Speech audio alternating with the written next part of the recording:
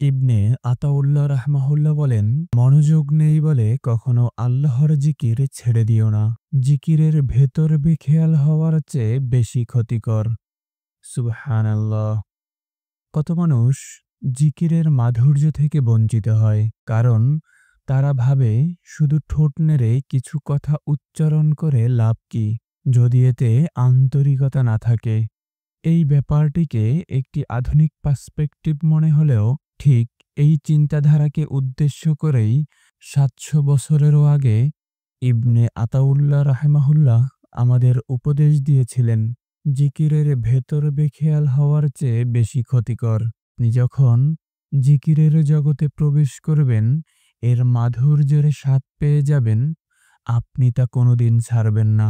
মানুষ যখন দুনিয়ার ব্যস্ততায় মত্ত, গাড়ি বাড়ি ধন-দৌলতের পেছনে অবিরাম ছুটছে, তখন আপনি অন্তরে যে অনুভব করবেন, তা আর কোনো কিছুর সাথে তুলনা হয় না। ভেবে দেখুন, এই পৃথিবীতে টাকা পয়সা দিয়ে সবচেয়ে আনন্দদায়ক কোন জিনিসটা কিনতে পারবেন? এবার কল্পনা করুন, ফজরের নামাজের পর যখন ধীরে ধীরে পূর্ব আকাশে সূর্যের কোমল আভা ছড়িয়ে পড়ছে, পাখিদের কলতানে মুখরিত হয়ে উঠেছে প্রকৃতি, অপার্থিব স্নিগ্ধতা ছেয়ে আছে চারিপাশে, আর আপনি একাকী বসে আপনার রবকে স্মরণ করছেন।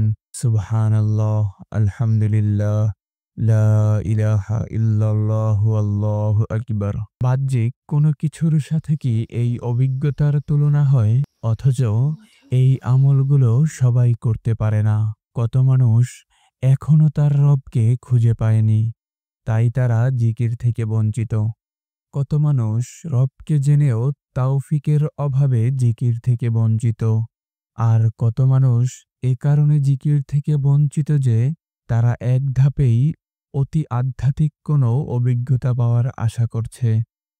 অথচ আল্লাহর নৈকট্য লাভ করতে হবে ধাপে ধাপে, বহু সাধনার পর।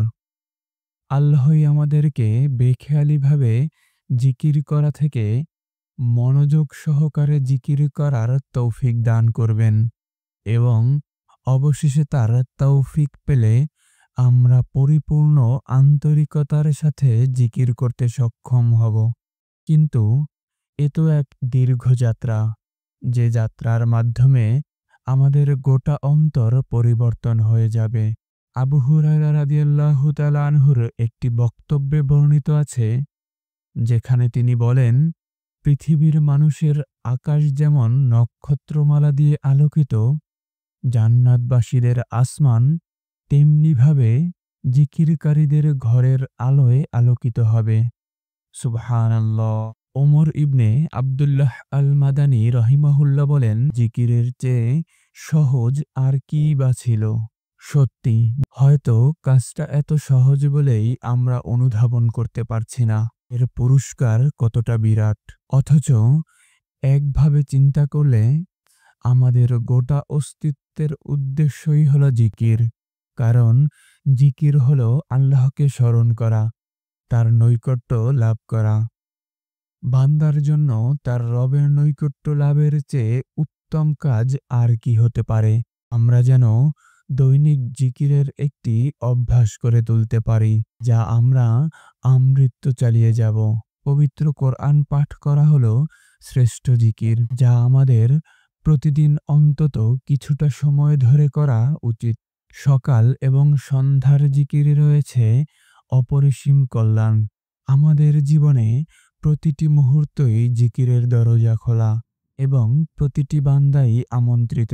আমাদের জীবন হলো একটি তাসবিহের মতো, এর এক একটি মুক্ত হলো আমাদের এক একটি নিঃশ্বাস। যেদিন শ্বাস ফুরিয়ে যাবে, সেদিন এই জীবন শেষ হয়ে যাবে।